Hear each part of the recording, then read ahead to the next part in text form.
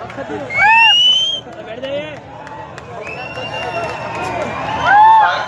आगे क्या हो गए सबको अगर इथे घोषणा पाहिजे कालपूर रतर काढी कमी तर काढी नको का गे अनावडे वाला आगे नहीं सोगे बोलिए गोविंद गुरु महाराज की जय। आज इस मानगढ़ की धरा पर बिल प्रदेश संदेश यात्रा को लेकर इस पांडाल और पांडाल के साथ ही इस पहाड़ के चारों तरफ जो एक जनसैलाब उमला है, वो जनसैलाब राजस्थान, मध्य प्रदेश, गुजरात, महाराष्ट्र और दादरा नगर हवेली की राजधानियों तक वर्तमान में जो मुख्यमंत्री है उन तक ये आवाज पहुंचेगी। और आज का जो जनसैलाब जो पहुंचा है, ये गूंज दिल्ली तक भी पहुंचेगी।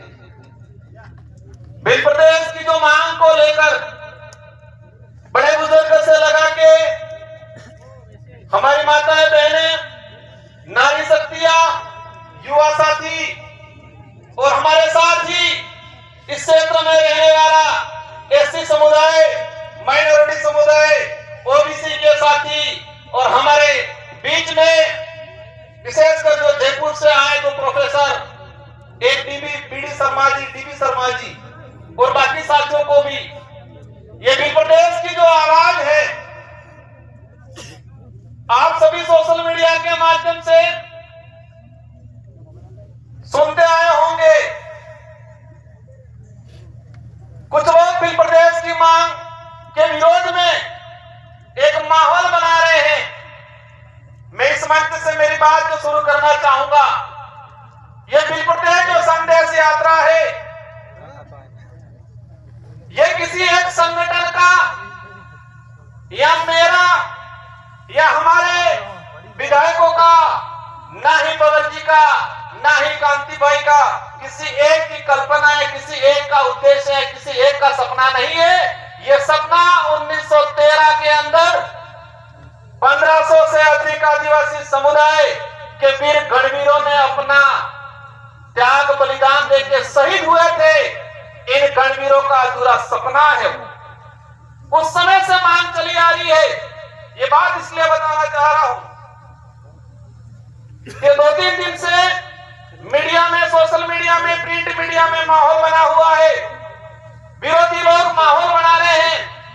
राष्ट्रीय पार्टियों के नेता बिल प्रदेश की मांग को गलत ठहरा रहे हैं, लेकिन उनको इतिहास में जाना चाहिए। इतिहास की कुछ जानकारी भी है इन लोगों को, लेकिन उनके दिमाग में क्या है कि बोरापाला आदिवासी समुदाय है, इस समुदाय को झूठा इतिहास पढ़ा देंगे, झूठा इतिहास लिख देंगे। वो झूठा इतिहास लिखा हुआ किताबों में पढ़ लेंगे, वो भूल जाएंगे बिल प्रदेश का सपना। इतिहास की जो बात आती है, आप सबने देखा होगा, मेरे पूर्व बहुत दादा ने बताया 1200 ईस्वी में सरोवर से लगा के 1600 ईस्वी कुशलगढ़ तक की जो राजा थे, आप सबने देखा होगा भारत देश का जो इतिहास है 500 ईस्वी से लगा के 1600 ईस्वी तक के बीच का इतिहास किसी किताबों में विस्तृत नहीं पढ़ाया जाता है। हमें पढ़ाया जाता है 1600 के पीछे का विस्तृत इतिहास, और इससे भी ज्यादा पढ़ाया जाता है 5000 साल पुरानी काल्पनिक कहावतों को पढ़ाया जाता है किताबों में। आज से 2000 साल पुरानी किताबों पाठ्यक्रम को किताबों में नहीं पढ़ा रहे, 1000 साल पुरानी पाठ्यक्रमों में नहीं पढ़ा रहे, लेकिन 5 से 10,000 साल पुराना इतिहास पढ़ाया जा रहा है। इसी तर्ज पे आजादी से लेके आज तक बिल प्रदेश की जो मांग उठी थी, इस मांग को दबाने का काम किया है। इसके इतिहास की अगर बात करें, बिल प्रदेश की यात्रा 1913 में गोविंद गुरु महाराज के नेतृत्व में इसी पहाड़ी पे 1500 से अधिक आदिवासियों ने अपना खून पसीना बहाया, जान गंवाई। कल मैं देख रहा था, एक राष्ट्रीय पार्टी के नेताजी कह रहे थे मांग सिर पर डूंगरपुर बांसवाड़ा में उठाई जा रही है, ये मांग राजकुमार कर रहा है, ये मांग ये पार्टी वाले कर रहे हैं। इनको जानने की जरूरत है 1913 के अंदर गोविंद गुरु महाराज के नेतृत्व में बिलराज की मांग यहां उठी थी। 1925 में ही महाराष्ट्र का सचकुंडा कुंसी जो इलाका है उस इलाके में नंदुरबार नासिक इलाके में उठी। 1980 में 1970 में वही सचकुंडा जो नंदुरबार नासिक का जो इलाका था, एक रामदास महाराज करके थे और उन्हीं से प्रभावित होके शरद पाटिल एक कॉमरेड नेता था, उस नेता ने उस इलाके के अंदर बिलराज की बात की थी। आंदोलन चला था 1970 में। 1980 के अंदर 1980 से लगा के 1990 विशेषकर दिलीप सिंह जी भूरिया 7 बार सांसद रहे मध्य प्रदेश से और वो भाजपा के भी लीडर बने थे। इन्होंने बिल प्रदेश की बात की थी। सोमजी भाई घरासिया गुजरात से, मोदी जी से, सोमजी भाई डामोर गुजरात से आज मुख्यमंत्री जी आते हैं, लेकिन इनसे भी बड़े लीडर थे वो। इन्होंने बिल प्रदेश की मांग उठाई थी। दिलीप सिंह जी भूरिया, आज वो नेता कह रहे हैं कि राजकुमार मांग रहा है, राजकुमार नहीं मांग रहा है, इस क्षेत्र का एक छोटा छोटा बच्चा बिल प्रदेश मांग रहा है।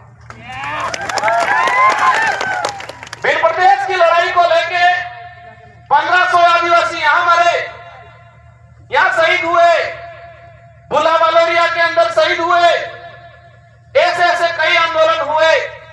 और आजादी के बाद भी 2016 में भाजपा के लीडर थे, लेकिन उनके अंदर आदिवासी थी।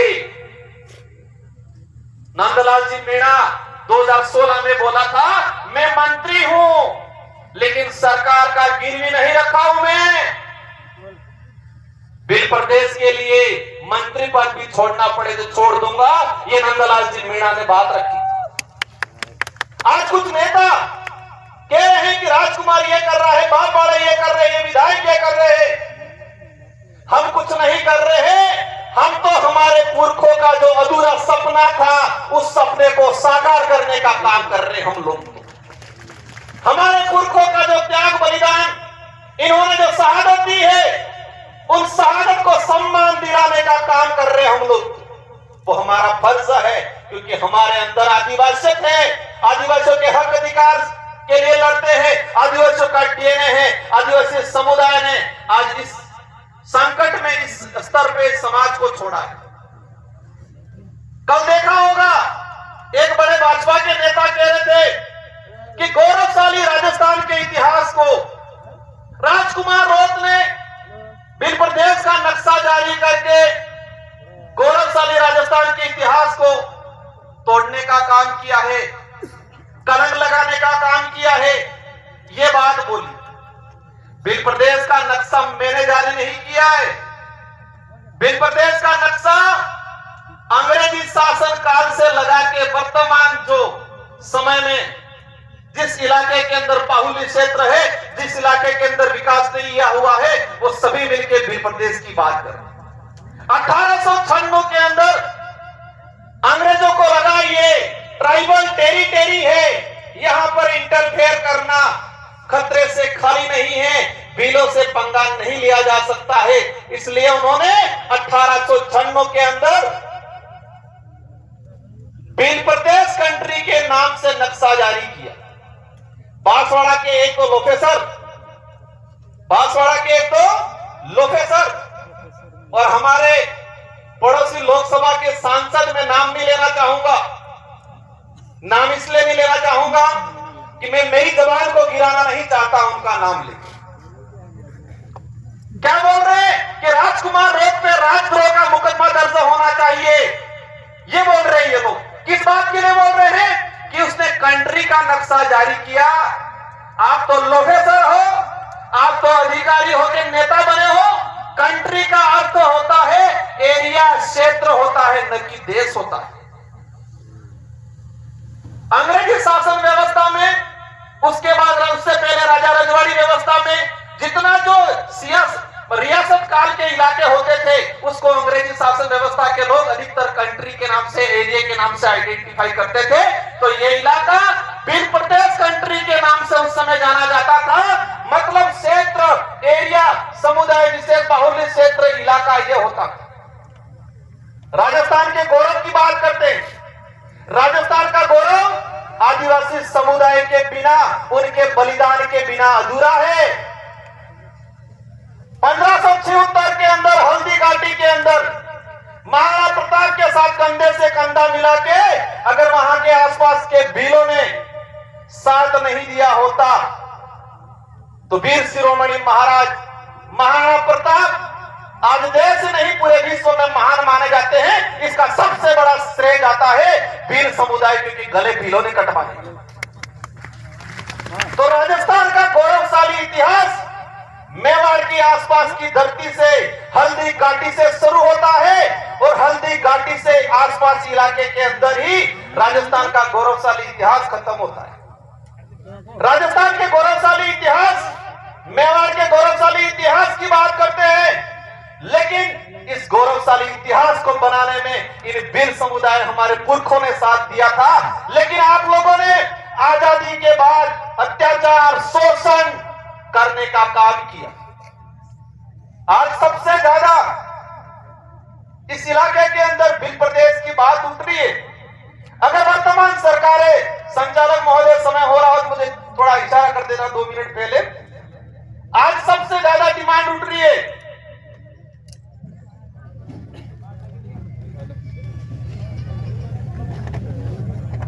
सबसे ज्यादा बिल प्रदेश की जो डिमांड उठ रही है, अगर वर्तमान सरकारें या आजादी के बाद से आज तक जो सरकारें बनी, इन सरकारों ने आदिवासी समुदाय का भला उद्धार करने का और संवैधानिक अधिकार लागू करने का काम किया होता तो साथ जनता हमको नहीं देती, उनको देती। आज ये काम कर ले, इस मंच से हम कहना चाहेंगे जो बिल प्रदेश के विरोध में जो नेता है या कांग्रेस या बीजेपी के, बिल प्रदेश के विरोध में एक सम्मेलन करके दिखाओ, हम देखते हैं कितने लोग आते हैं। आपके गुलाम नेता आएंगे, आपके गुलाम मानसिक दिव्यांग, अपंग नहीं कह सकते क्योंकि अपंग शब्द उन्होंने खत्म कर दिया। मानसिक दिव्यांग कार्यकर्ता आएंगे, पदाधिकारी आएंगे, लेकिन इस बिल प्रदेश टेरिटरी का आम आदमी आपके साथ नहीं आएगा। गौरवशाली इतिहास की बात करते, राठौर साहब को जानना चाहिए, जिस महाराणा प्रताप के नाम से ये मूंछें उमालते हैं, अगर ये भील नहीं होते तो इतिहास नहीं होता, और ये इतिहास नहीं होता तो आज राजस्थान का गौरवशाली इतिहास के नाम से ये मूंछें नहीं ताड़ते। क्या स्थिति बना रखी है इस इलाके के अंदर? राजस्थान का सबसे पिछड़ा इलाका कौन सा है? यही ट्राइबल इलाका। शिक्षा की दृष्टि से सबसे पिछड़ा, स्वास्थ्य की दृष्टि से सबसे पिछड़ा, कुपोषण सबसे ज्यादा, बेरोजगारी सबसे ज्यादा, पलायन दूसरे शहरों में, दूसरे राज्यों में सबसे ज्यादा इस इलाके से।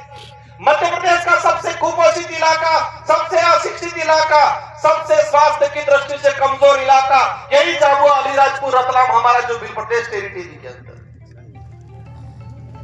गुजरात का देख लो, गुजरात के विकास मॉडल की बात करते हैं। गुजरात में आज भी वन विभाग के अंदर 1 लाख आदिवासी परिवार आज अपना घर बना के बैठा हुआ है, आज उनको पट्टा नहीं मिला है।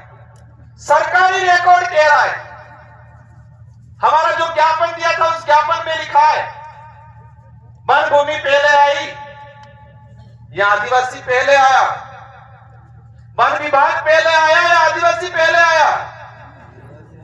तो आदिवासी पहले आया, वन विभाग को, उस वन को उपजाऊ बनाया, उसको संजोया, उसको तैयार किया और आज अतिक्रमण के नाम से हटा रहे। गुजरात के अंदर 1 लाख आदिवासी वन विभाग की भूमि पे रह रहे हैं।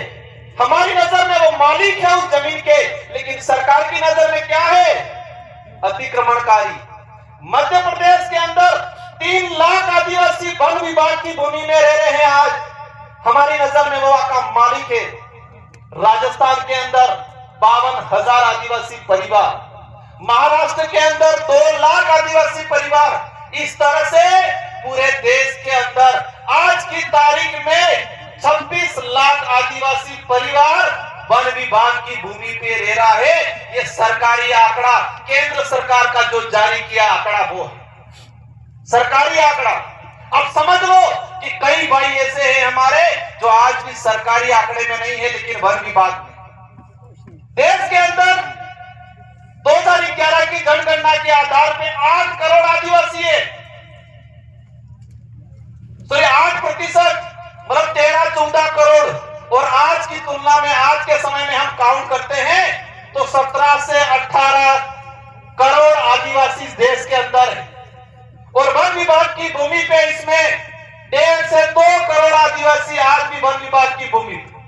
भिन्न प्रदेश की धरती पे 30% जनसंख्या आज भी राजस्व भूमि, मतलब राजस्व या चारागाह की भूमि पे आज मकान बना के बैठा है।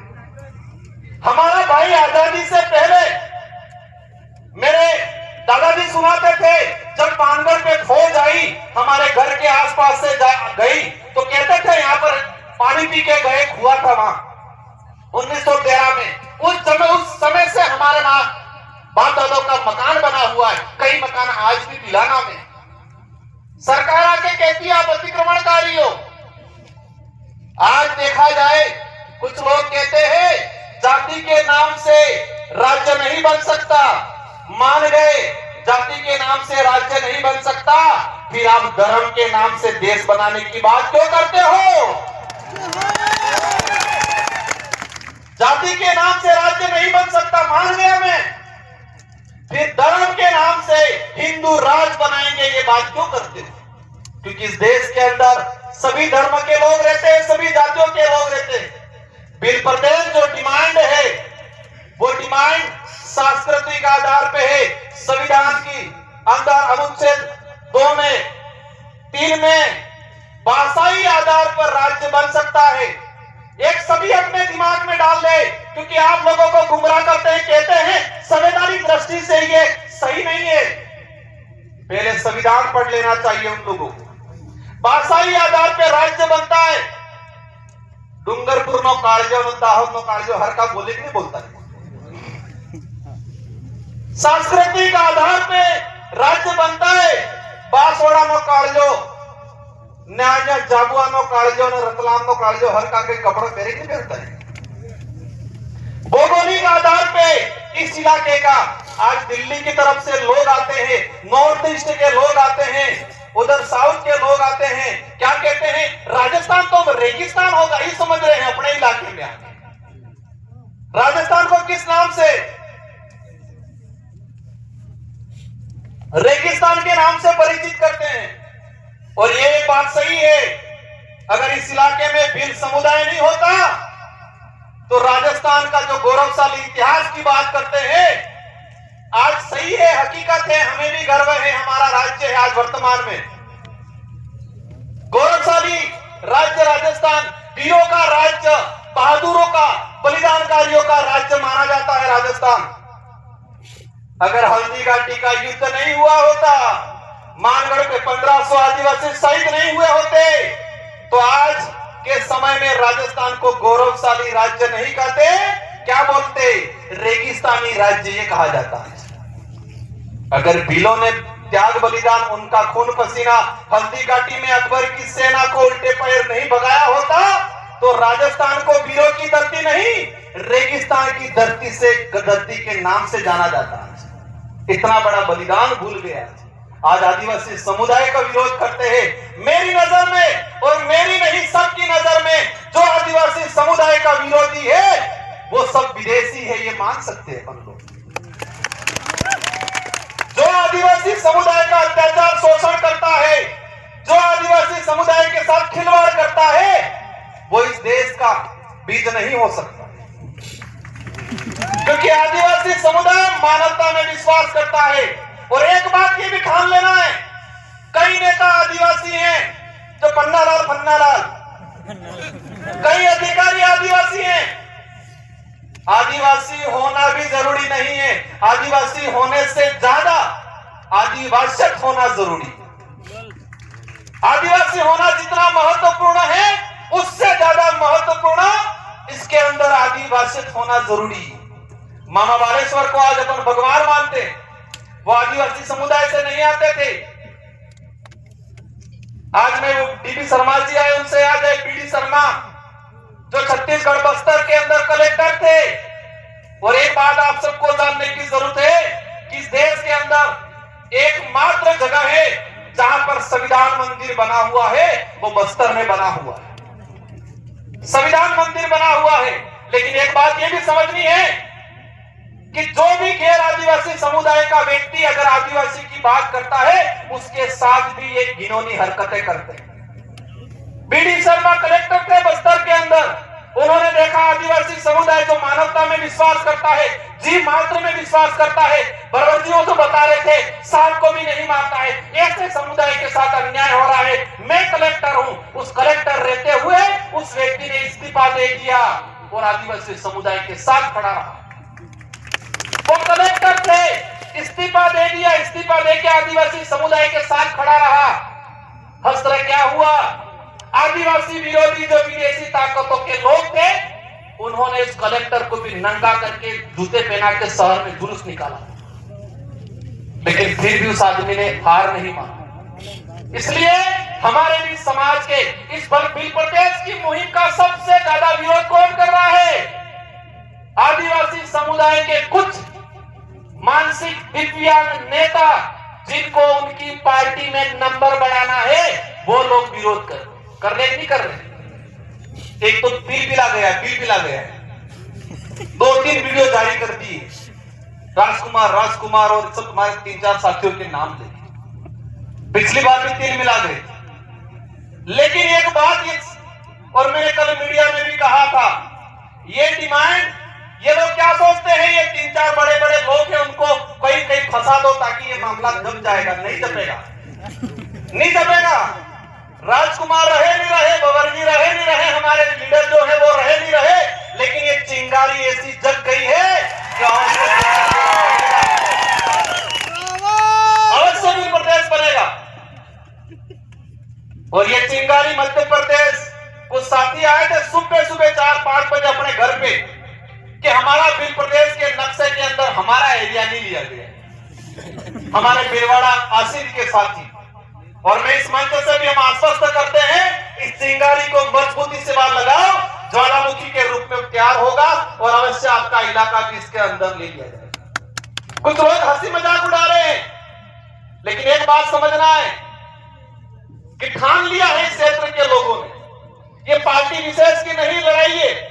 कांग्रेस बीजेपी के लीडरों ने भी कहा था, कई लोगों ने मांग उठाई है, लेकिन जिन कांग्रेस बीजेपी के लीडरों ने बिल प्रदेश की मांग उठाई, उनको घर पे बिठा दिया उनकी पार्टी ने। लेकिन यहां पर क्या, यहां तो नहीं उठाओगे तो घर पे बिठा देंगे। यही है कपड़ा मामला। तो अगर नहीं उठाया तो घर पे बिठा देंगे। आज देश के गृह मंत्री ने बोला बिल प्रदेश की बात को, लेकिन हमारे उदयपुर के सांसद कह रहे हैं कि इस बिल प्रदेश की जो बात है किताब से, पाठ्यक्रम से हटाया जाए। आज सबको ठान के जाना है कि घर घर में, गांव गांव में, परिवार में बिल प्रदेश की मुहिम। बिल प्रदेश अगर बनता है तो कुपोषण दूर होगा। अशिक्षा जो आज यहाँ स्थिति फैली हुई है, हमारा समुदाय इस क्षेत्र में रहने वाला, हमारे साथ जो व्यवहार बना के रहने वाला हर वर्ग का, हर इंसान का उद्धार होगा। बिल प्रदेश नहीं बनने से बहुत नुकसान हुआ है, बिल प्रदेश बनने से अनेक फायदे होने वाले हैं। उस पे किसी और मंच पे बात करेंगे। मेरे पास चिट्ठी आई है, मुझे बॉन्ड ये किया है कि आपके बोलने के बाद 3 से 4 वक्ता रहे हैं, और मेरे पूर्व साथी, हमारे सीनियर साथी वरिष्ठ आरपी दादा की तबीयत जरूर खराब है, लेकिन मंच पे एक बार चढ़ के जोहार से उद्बोधन जरूर करेंगे। आप इन सबको सुनना है।